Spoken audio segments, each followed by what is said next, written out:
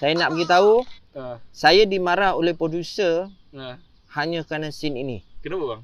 Kerana dia kata, apa pasal you buat scene Rosyamno lagi banyak ketawa daripada senario?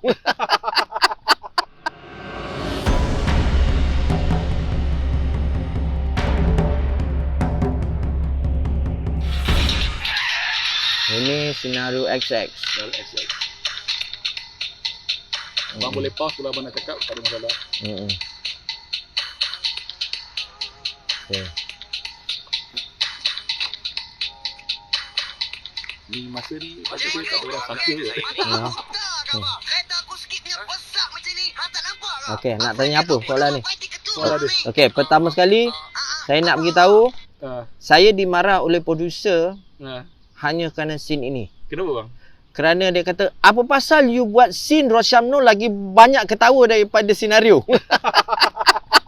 Tak ada waktu tu lah producer kan. Pasal orang ketawa lah sepanjang-panjang filem ni. Tetapi ketawa paling besar ialah adegan ni. Adegan ni. Dan adegan ini bukanlah adegan senario, tapi adegan Rosyam. Memang idea tu mana datang idea? Idea tu memang saya lah. Idea saya lah. Ya. Tetapi dia kata idea yang dia kata ketawa tu patut yang paling besar senario, bukan adegan Rosyam kan. Dia punya masa syuting lah. Apa ni? Kita tengok ni scene ni. Sama kot dengan pertama sekali of course yang berlakonkan benda ni Rosyamno. Okey, Rosyamno. Yang yalah kumpulan senario waktu tu apa ni memang top gila lah. Jadi siapa-siapa pernah tengok senario. Jadi Rosyamno ni dia tahulah, semua ketika tu semua tahu macam mana karakter movement Mazlan Pepet, Lan Pepet ni kan. Masalahnya ialah Lan Pepet ndak dubbing semula. Gitu kan. Itu pasal waktu kita shoot itulah dia punya disadvantage ialah kredit dia pada Rosyam lah. Kan, jadi contoh Rosyam bawa betul-betul macam Lan Pepet bagi saya. Saya expect masa Rosyam shoot Lan dia dekat sebelah. Tak ada. Memang tak ada langsung tak ada. Kalau nak tahu yang scene kat belakang ni pelakon-pelakon yang agak popular macam tu ada. Yang ni siapa Raja ni? Farah. Raja Farah. Dia ni ada pelakon naik klan. Itu si siapa ni? Zimadin belakang tu. Pelakon. Ni Zimadin. Kan. Itulah. Ke sini. Okey. Kau nak sangat? Kau teruskan. Kau ingat kau boleh ganggu emosi aku? Siapa kau? Apa lagi? Okey, adegan ini diilhamkan daripada seorang kanak-kanak. Seorang kanak yang anak kawan saya ke gitulah. Di mana dia ada setiap kali dia dengar sebuah lagu ni dia akan menangis. Lagu ni dia akan menangis. Lagu tu saya tak ingat, tapi kita gelak lah waktu tu kan, lagu dia nangis. Jadi saya adaptkanlah sesuaikan scene tu. Lagu ni mana abang jumpa lagu ni? Pertama sekali lagu ni lagu konsep bagi saya lah. Saya namakan konsep lagu Meloyakan Tekak. Meloyakan tekak kita dengar kan. Jadi lagu ni lagu jelah hanya happy birthday to you, cerita tentang seorang yang orang kata daif pergi ke dan kau dah miskin, so buat apa kau datang rumah orang ni. Apa ni? Mereka berpakaian cantik, aku pakai buruk. Dia kata kalau dah buruk kenapa kau pergi birthday tu? Jadi bagi saya tu benda yang dicari lah. Jadi bagi saya Meloyakan Tekak lah lagu tu kan. Jadi lagu tu lagu sedih yang sengaja dipatronize saja dan jadi bukan bahan lah. Tetapi insiden budak menangis mendengar lagu tu menjadi ilham untuk scene ini. Sini. Saya duduk.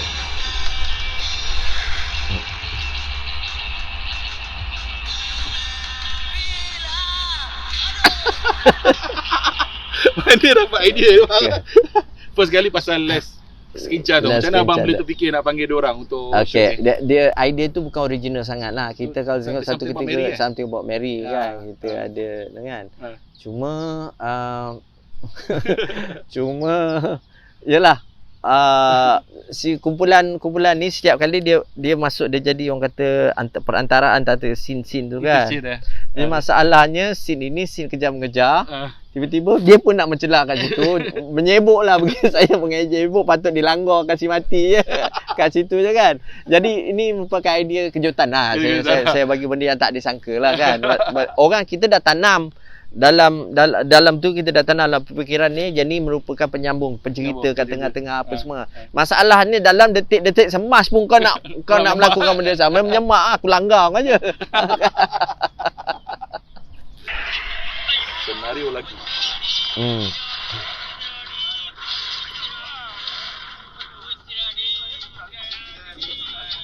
Okey.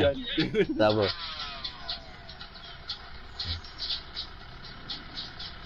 Okey, Idea ni bang.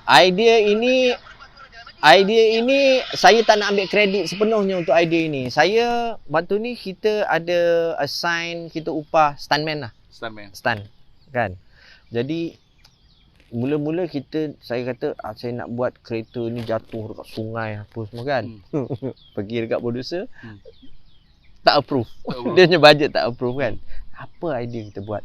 So saya beritahu dengan tu, waktu tu stunt coordinator kita tu William Ong kan.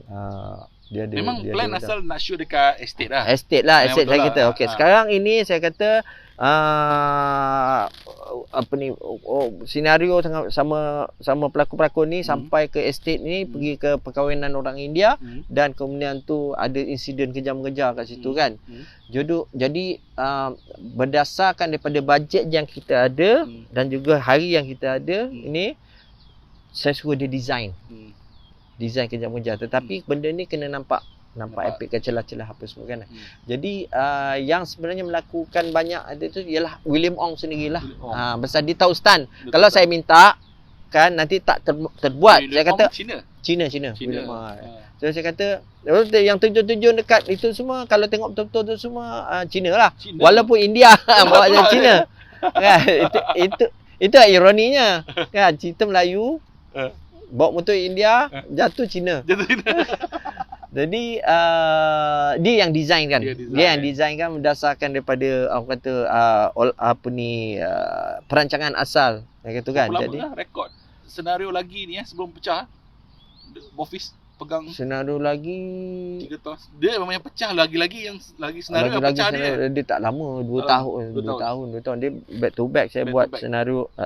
Dia ironinya itulah senario the movie, lepas tu senario movie, senario lagi saya buat Lieutenant Anan kat tengah tu. Lepas tu baru saya buat lagi senario. Kan. Lagi senario dia pecah semua Bofis kan maksudnya. Dia pecah semua dia pegang kan. Jadi itulah dia. Maksudnya saya tak nak ambil kredit sepenuhnya lah untuk adegan ni. Kan? Memang William Ong punya idea lah.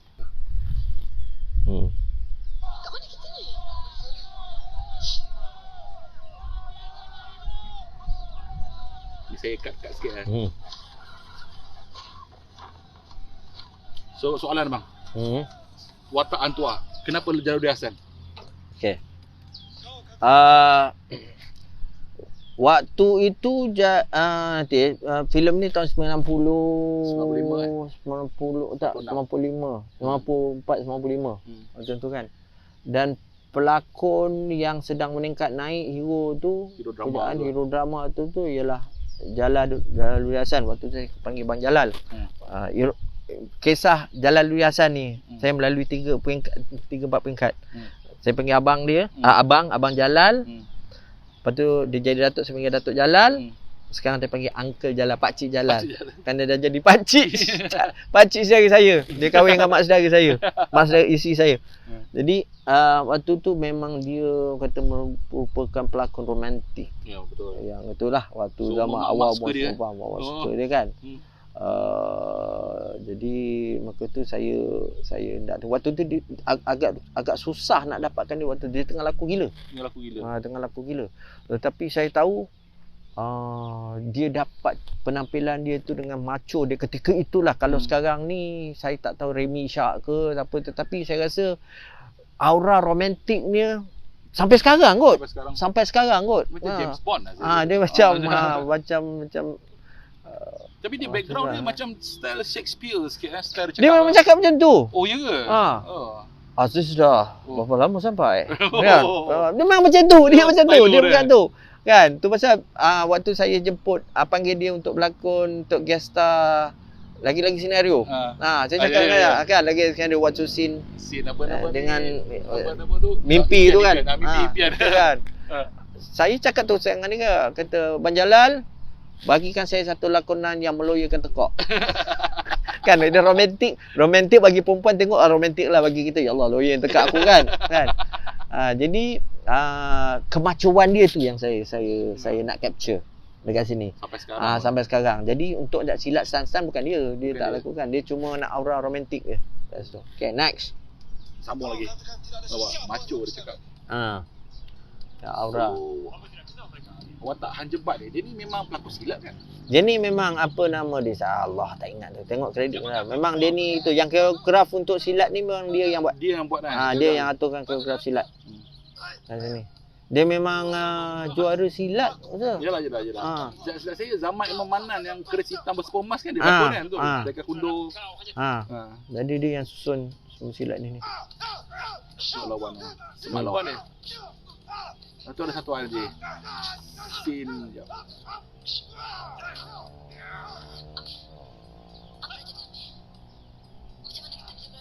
Macam mana abang dapat idea bang untuk buat Back to the Future punya konsep ni? Time travel ni. Okey. Pertama sekali saya ada satu senjata. Maksudnya senjata dia ialah genre science fiction itu sendiri. Kan. Selepas berjaya X-Ray, saya pun tak expect penontonnya ada untuk filem X-Ray. Jadi maksudnya kalau nak buat yang kedua, saya rasa medium tu saya dah ada. Super juga macam senario. Apabila saya buat kejayaan senario the movie, untuk the next scenario, advantage saya melalui senario ni saya boleh buat cerita masyarakat without bay patronage. Macam sekarang ni kalau saya nak ilham nak buat filem, saya kena cari benda yang cerita kahwinan terhalang, mak bapak tak bagi kahwinan tu. Kita kena fikir itu kerana penonton dia dah mindset dia kena ada konflik-konflik yang macam tu kan. Tapi waktu zaman ni saya ada satu orang kata satu medium genre yang saya boleh membuat cerita apa yang saya nak buat kat situ kan.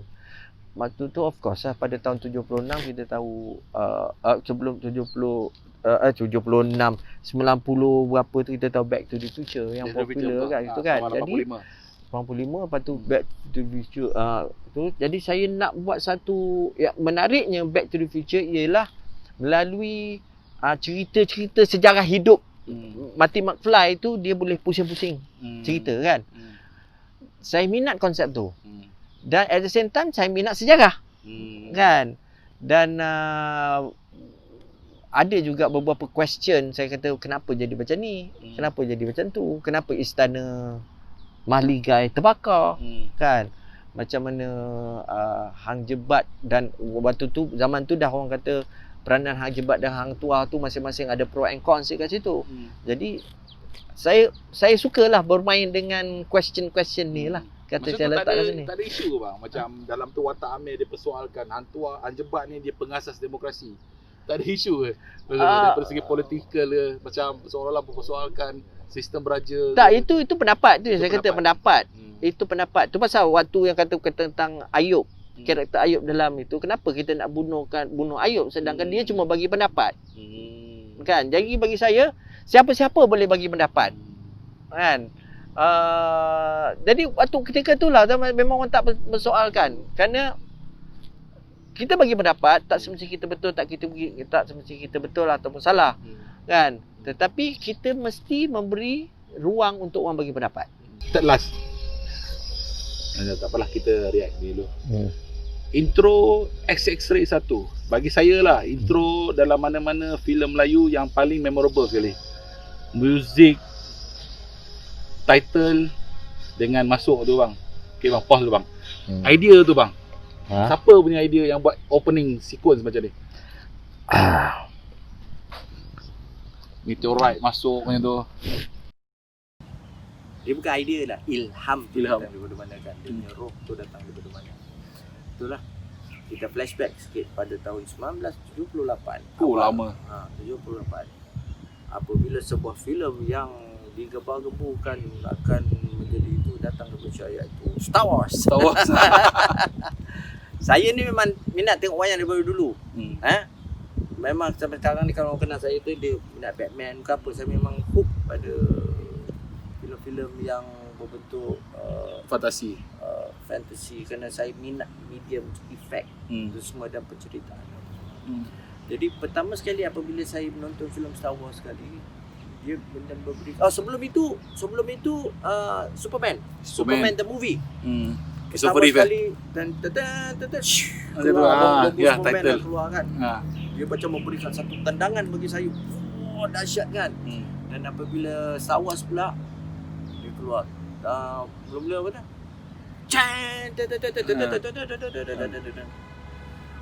Wow factor dia ada kat situ. Jadi itulah dia. Make sense tak kata dia? Untuk X-Ray saya memberikan the same wow factor yang saya dapat dari filem Superman sama Star Wars. Star Wars dekat situ. Tapi dengan saya rasa sentuhan saya sendirilah kan, rather than orang kata ambil bulat-bulat. Kau kata ilham tu daripada situ. Tapi bagi saya Azman Abu Hassan punya skor yang paling terbaik lah bagi saya lah. X-Ray 1 lah, dia punya memang memorable lah. Kita boleh ingat muzik dia. Itulah pasal memang dua dia Azman pula dia hantu Star Trek. Oh, Star Trek. Dia Star Trek. Kita selalu argue lah sini sampai sekarang kalau tengok betul-betul track balik dekat FB apa semua. Dia akan pilih saya Star Wars, saya akan pilih dia Star Trek apa kan. Ni kalau pergi Comic Con gaduh ni. Tapi dia alhamdulillah lah ngam lah kepala kami kalau kau nak buat filem bentuk sci-fi yang fantasy apa semua dengan Azman ni satu kolaborasi yang kata serasi lah. Serasi ya. Antara kami dua.